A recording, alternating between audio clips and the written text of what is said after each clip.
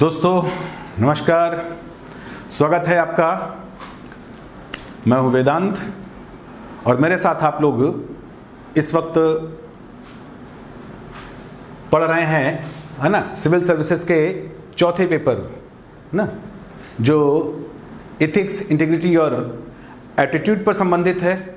उससे जुड़े हुए मुद्दों पर हम लोग बात कर रहे हैं, है ना। तो उम्मीद है कि आप लोग स्वस्थ होंगे, सुरक्षित होंगे, है ना, और इस प्रकार के वीडियोस का लाभ उठाते हुए अपनी तैयारी में पूरी तरह से तल्लीन होंगे। तो आइए शुरू करते हैं। हम लोगों ने पिछले अंक में नीतिशास्त्र और नैतिकता क्या है इसको समझते हुए, उसके अंतर या उसके भेद को स्थापित करते हुए, है ना, जो भी नीतिशास्त्र के आयाम हैं उन पर विचार किया और अंततः कोशिश की ये समझने की कि जो नैतिक है क्या वो नीतिशास्त्री होता है, क्या हमेशा ऐसा होता है कि जो नीतिशास्त्री होता है वो नैतिक भी होता है ना। तो आज हम लोग इसी क्रम में आगे बढ़ते हुए जो नीतिशास्त्र है, इथिक्स है और जो मॉरल्स यानी जो नैतिकता है ना, इनसे संबंधित जो निर्धारक तत्व हैं, है ना, इनको जो निर्धारित करने वाले मूलभूत एलिमेंट्स हैं, है ना, इन पर बात करेंगे। यहां पर एक चीज का जरूर ध्यान रखिएगा कि जितने भी कार्य हमारे कानून से जुड़े होते हैं, अन्य प्रकार के नियमों विनियमों से जुड़े होते हैं, रूल्स एंड रेगुलेशन से जुड़े होते हैं, उनमें और नीतिशास्त्री या नैतिक नियमों में एक महत्वपूर्ण अंतर होता है और वही अंतर इसे विशिष्ट बनाता है। और वो अंतर ये होता है कि कोई भी लॉ है, किसी प्रकार की विधि है, किसी प्रकार के रूल्स हैं, रेगुलेशंस हैं, इन्हें मानने या न मानने के लिए ना हम अपनी इच्छा को आधार नहीं बना सकते। यानी ये सभी प्रकार के नियम कानून ये हमारे लिए बाध्यकारी होते हैं, है ना, ये स्वैच्छिक नहीं होते हैं। इनमें हमारी इच्छा का कोई महत्व नहीं होता है, हमें उन्हें करना ही होता है। अगर हम नहीं करते हैं तो निश्चित रूप से दंड के पात्र बन जाते हैं, है ना। हमारे ऊपर कानून के या नियमों के उल्लंघन का आरोप लगा दिया जाता है, ठीक है। अगर हम प्रशासन में हैं, शासन प्रशासन में हैं, तो तथाकथित वो जो सो कॉज नोटिस होती है वो जारी हो जाती है, ठीक है ना। तो इसका मतलब हुआ कि उस प्रकार की चीजों में ऐच्छिकता का, है ना, वॉलंटरीनेस का, हमारे फ्रीडम टू विल का कोई भी महत्व नहीं है। लेकिन नैतिक या नीतिशास्त्री कामों की खास बात यह है कि इन्हें हमेशा ऐच्छिक होना चाहिए, है ना। अगर कोई कार्य अपनी इच्छा से नहीं किया गया है, उसमें विलिंगनेस नहीं है, तो उस प्रकार का कार्य कुछ भी हो सकता है ना, लेकिन वो नैतिक या नीतिशास्त्री नहीं हो सकता। तो नीतिशास्त्री या नैतिक कार्यों के लिए जरूरी होती है ना, वो स्वेच्छा के बिना किया गया जो कार्य है ना, उसे नीतिशास्त्र के अंतर्गत या उसे नैतिक कार्य के अंतर्गत नहीं रखा जा सकता।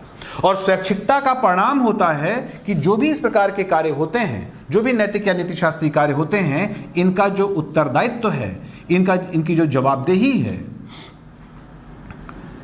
ठीक है ना, इनकी जो रिस्पॉन्सिबिलिटी होती है वो भी कर्ता की होती है ना। ये हमेशा ध्यान रखिए। जबकि आप जानते हैं कि नियम और कानून के संदर्भ में जो कर्ता की पूरी एक सीरीज होती है, एक श्रृंखला होती है ना। किसी के नाम से काम किया जाता है और काम करने वाला कोई और होता है ना। उत्तरदायित्व या जवाबदेही किसी और की होती है।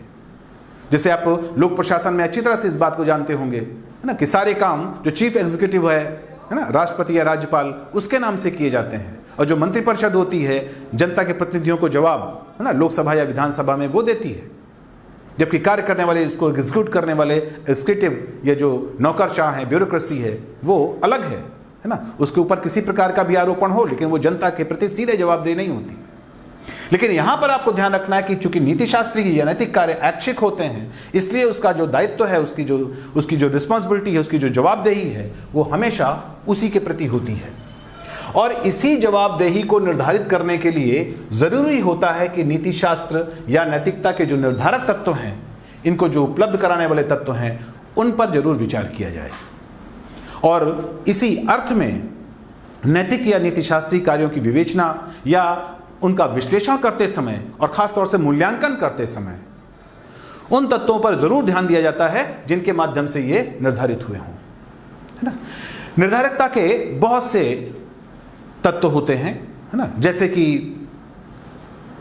आरंभिक रूप से तो, है ना, उससे जुड़ा हुआ, उस संस्कृति से जुड़े हुए जो मूल्य हैं, उनकी जो सांस्कृतिक विरासत है, उनकी जो धार्मिक विरासत है, उनके जो सामाजिक प्रचलन हैं, ठीक है, जो पारिवारिक संस्कार हैं, जो उस व्यक्ति के बाल्यावस्था में विकसित होते समय, आगे बढ़ते समय उसको कॉलेजेस से, स्कूलों से, है ना, उसके विद्यालयों से जो उसको उपलब्ध हुए हैं, जिस प्रकार के आचरण या मूल्यों के बारे में उसने अपने माता पिता से सीखा है, अपने शिक्षकों से सीखा है ना, इन तरह की तमाम बातें तो निर्धारित करती ही हैं।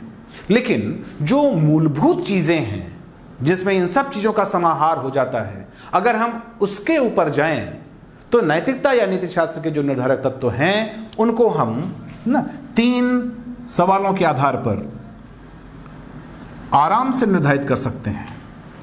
एक होता है कि जो भी इस प्रकार का तथाकथित नीतिशास्त्री या नैतिक कार्य किया गया है ना, उसका उद्देश्य, है ना, यानी उसका ऑब्जेक्ट ऑफ एक्शन, है ना, ऑब्जेक्ट ऑफ एक्शन क्या है, ठीक है, उस कार्य को करते समय उसकी परिस्थितियां क्या थी, है ना, यानी जो सर्कमस्टांसेस हैं ना, इन पर विचार किया जाता है। उसका प्रयोजन क्या है, उसका पर्पस क्या था, है ना, इस पर विचार किया जाता है। अगर हम इन चीजों पर विचार करते हैं तो निश्चित रूप से ये निर्धारित करने में, इसको निष्कर्षित करने में, इस कंक्लूजन तक पहुंचने में कि क्या वो कार्य नैतिक है या नहीं, वो नीतिशास्त्री ढंग से औचित्यपूर्ण है या नहीं, इसको हम निश्चित रूप से जान पाएंगे। तो इसके लिए उद्देश्य या ऑब्जेक्ट, ठीक है ना, जो सर्कमस्टांसेस या परिस्थितियां, और पर्पस या जो प्रयोजन है ना, इनकी जरूरत पड़ती है। अब इनको हम एक एक करके विवेचित करने की कोशिश करेंगे जिससे कि आपको यह स्पष्ट हो सके।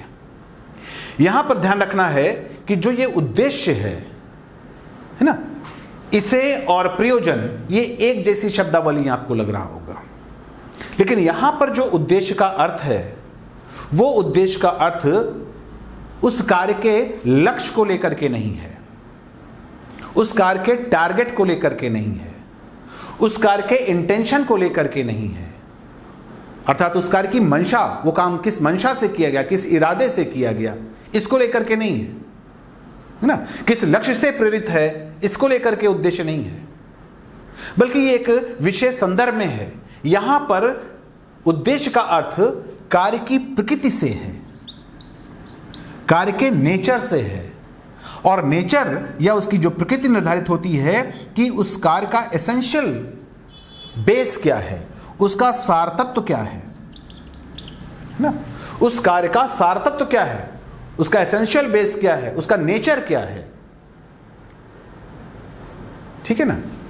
इस अर्थ में यह उद्देश्य है, यह टारगेट या इंटेंशन के अर्थ में नहीं है, ठीक है। इसीलिए यहां पर जब हम किसी कार्य के नैतिक या अनैतिक होने के बारे में सोचना शुरू करते हैं या उसका विश्लेषण और मूल्यांकन करते हैं, तो ये देखते हैं कि जो भी कार्य किया गया है या जो भी कार्य किया जाने वाला है, उसकी प्रकृति, उसका सार तत्व, उसका नेचर ऑफ एक्शन क्या है। अब नेचर ऑफ एक्शन के लिए थोड़ी सी बात आपको जानना जरूरी है। अलग अलग शब्दावली में सभी तरह के जो विचारक हैं, है ना, चाहे वो पाश्चात्य के हों, चाहे वो पौरात्य के हों, जगत के हों, वेस्टर्नाइज हों, ईस्टर्न के हों, कहीं के भी हों, उन्होंने शब्दावलियां किसी प्रकार की प्रयोग की हों, लेकिन एक चीज जरूर उन्होंने माना है ना, जिसको हम लोग बहुत सरल भाषा में अपने कल्चर में जानते हैं, वो होता है कि किसी भी चीज की जो प्रकृति होती है वो सत, रज और तम इन गुणों से प्रेरित होती है। ठीक है ना। इसी को हम लोग सत्यम शिवम सुंदरम टाइप की बातें कहते हैं, है ना। इसी को हम सतोर गुण, रजोगुण, तमोगुण टाइप की बातें कहते हैं। तो जो गुण है, जो प्रकृति है, वो कुछ इस तरह की होती है।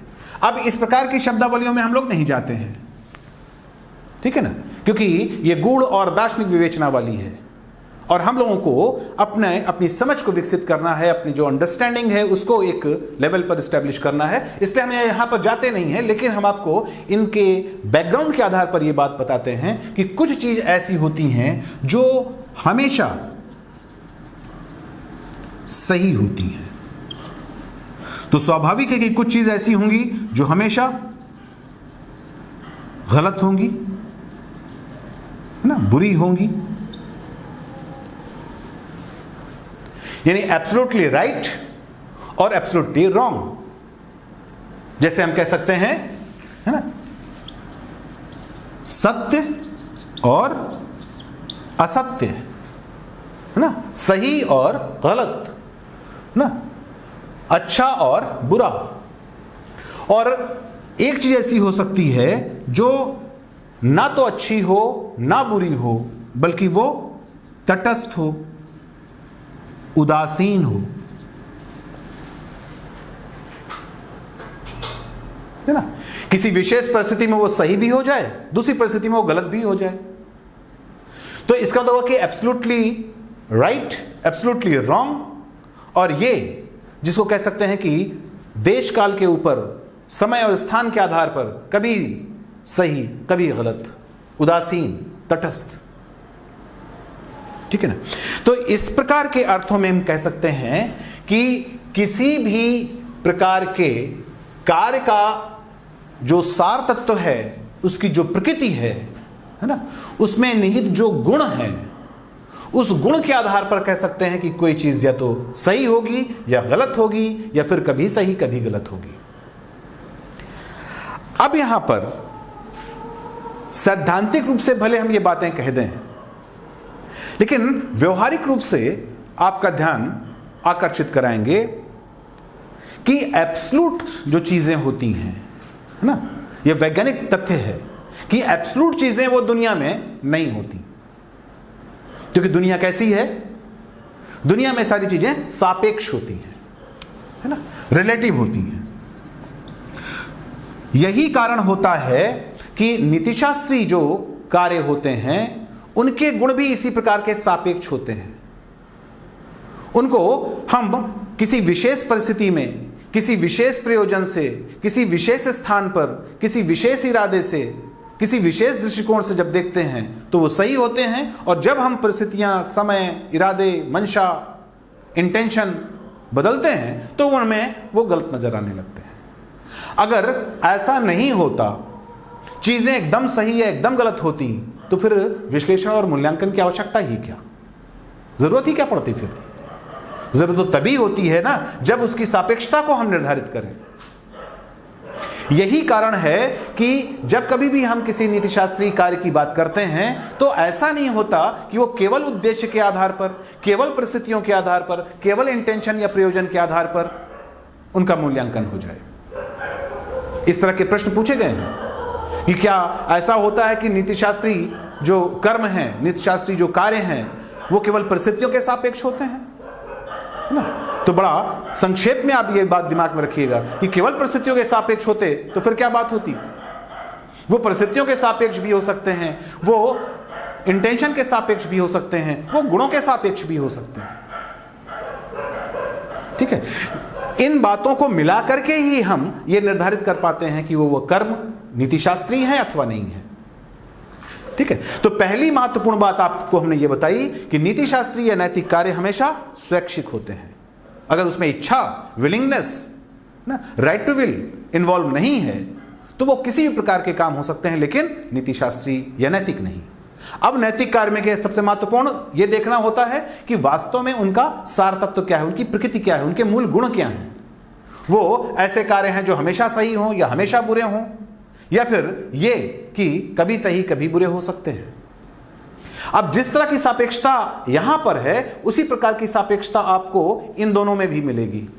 जबकि ये एब्सोल्यूट अर्थों में रखे गए हैं, लेकिन हमने कहा वो सैद्धांतिक पक्ष है। व्यवहारिक पक्ष में यहां पर भी लिखेगा, कभी कोई चीज ऐसी होगी जो कम बुरी या ज्यादा बुरी होगी, कहीं कोई चीज ऐसी होगी जो ज्यादा सही या कम सही होगी, यानी डिग्रियों का अंतर होगा लेकिन सापेक्षता जरूर होगी। ठीक है ना। जैसे आपने देखा कि हमेशा सही या सत्य है ना, इसका अनुसंधान करना।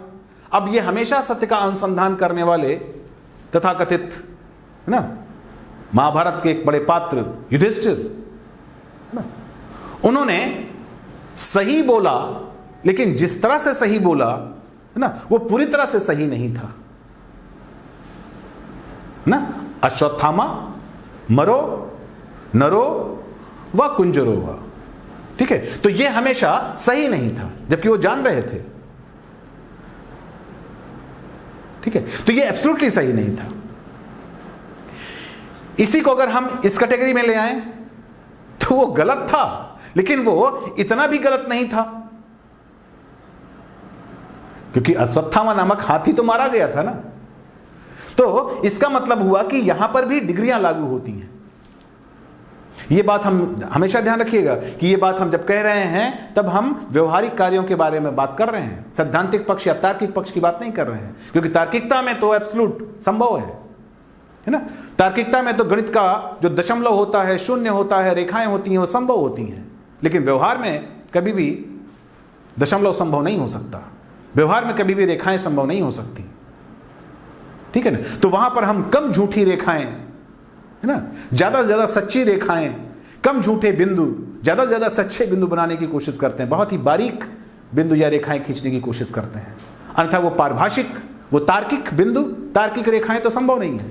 तो उसी तरह से ध्यान रखना है कि यहां पर भी एक प्रकार की सापेक्षता है, और ये तो सापेक्ष है ही, खैर इसकी तो बात ही नहीं करनी है। तो यहां पर ध्यान रखना कि सत्य है, लेकिन जहां कहीं भी सत्य होता है वहां पर, जैसे एक उदाहरण दिया जा सकता है कि अच्छा काम कोई, जैसे डोनेशन है ना, कोई चीज डोनेशन या पैसे को ही रख लीजिए, पैसे का डोनेशन देना अच्छी बात होती है। कभी भी डोनेशन है ना, कोई चंदा देना वो बुरा नहीं माना जा सकता ना, चंदा देना अच्छा होता है।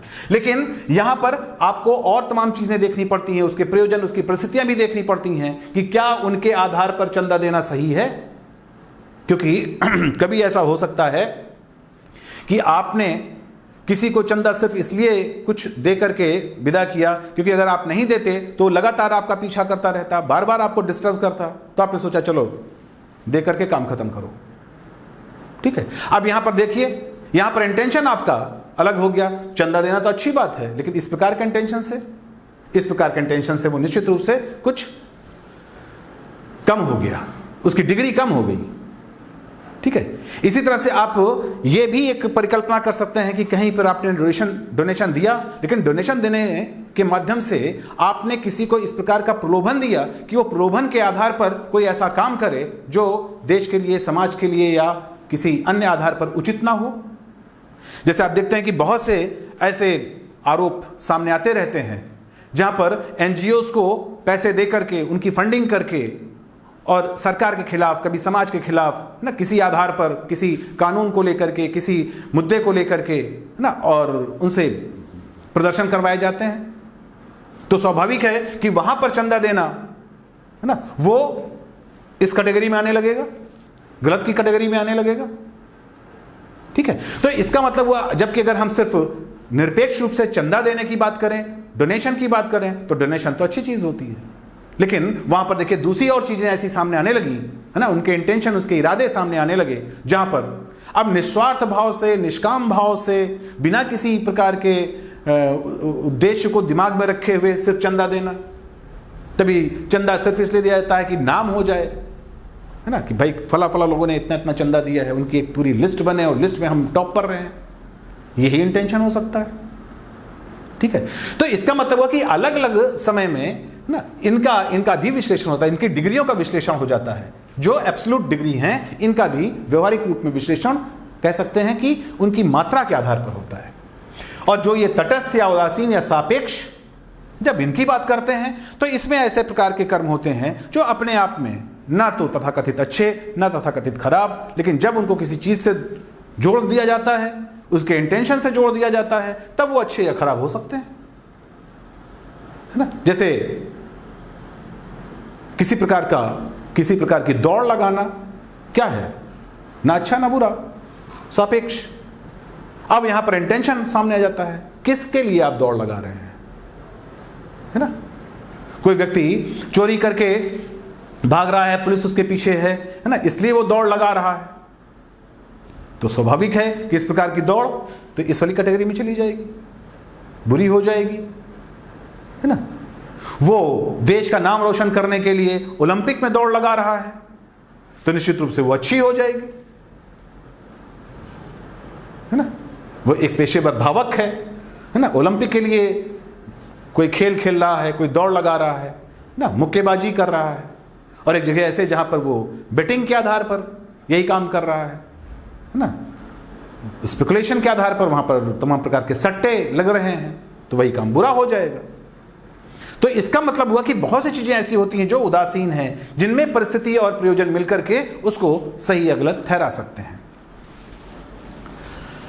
अब दूसरी चीज हम लोग देखें, उद्देश्य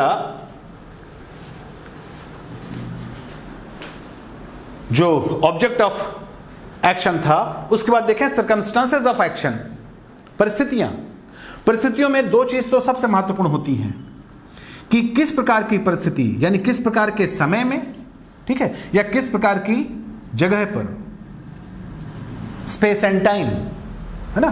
किस स्थान पर, एक स्थान पर कोई चीज सही है, एक समय पर कोई चीज सही है, दूसरे स्थान पर दूसरे समय में वही चीज गलत हो सकती है ना। तो स्पेस और टाइम सबसे इंपॉर्टेंट होता है।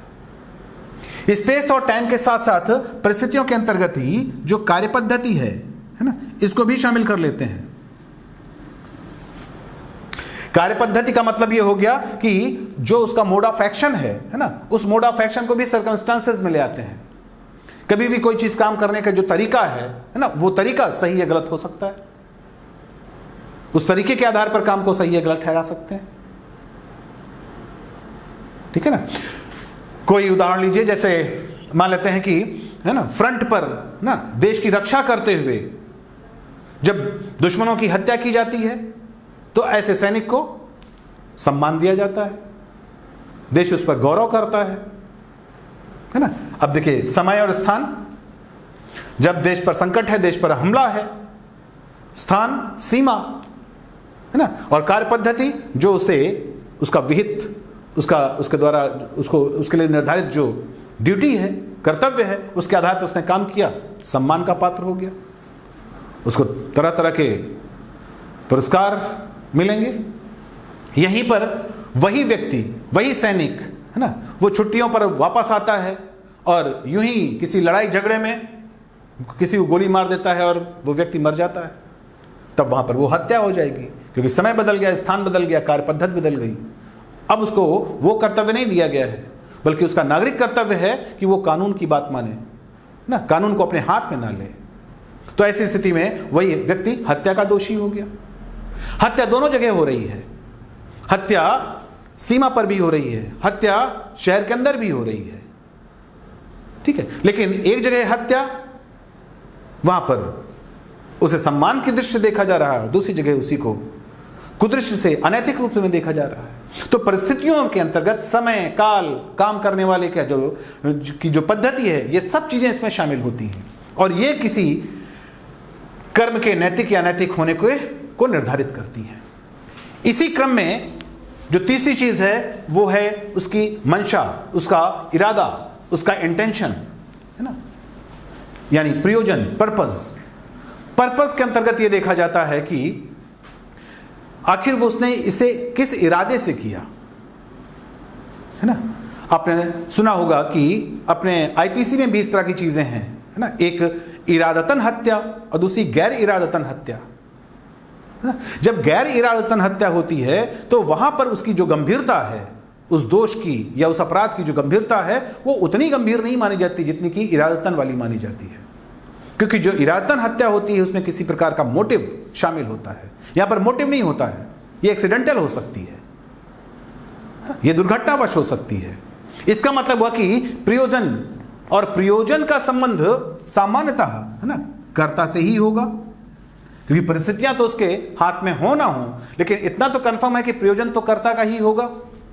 और यही वो ऐसा निर्धारक तत्व बन जाता है नैतिक कर्मों या नीतिशास्त्री कर्मों का कि अंतिम रूप से अपने कर्म की जो जिम्मेदारी है, उसका जो दायित्व है, उसकी जो जवाबदेही है, वो उसे स्वीकार करनी पड़ती है।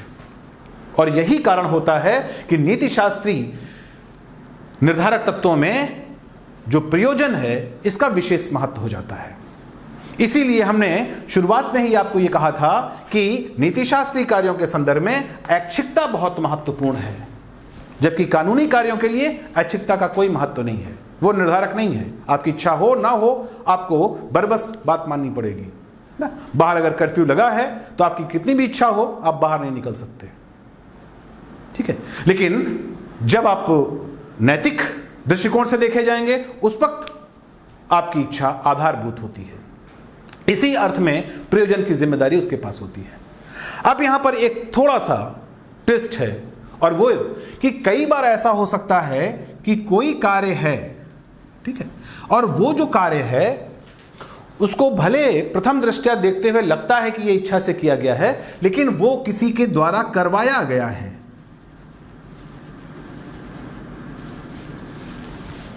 ठीक है, वही उदाहरण हम फिर लेते हैं युधिष्ठिर का। वहां पे आपने देखा युधिष्ठिर ने बोला, लेकिन आपको मालूम है कि युधिष्ठिर से यह बुलवाया गया था, है ना। इसके पीछे प्रेरणा कृष्ण की थी, उन्होंने इससे बुलवाया था कि ऐसा आपको कहना है। तो यहां पर ध्यान रखना है कि कहीं अगर कोई ऐसी स्थिति आती है जहां पर आपसे काम करवाया गया है, तो भी यह मत मान लीजिएगा कि वहां पर आप नैतिक दायित्व से बच जाएंगे। नैतिक दायित्व तब भी रहेगा। क्यों? क्योंकि अंततः आपने वो काम अपनी इच्छा से ही किया है। कहीं ना कहीं इच्छा, है ना, अनिच्छा के साथ सम्मिश्रित होकर के उसमें शामिल जरूर है ना।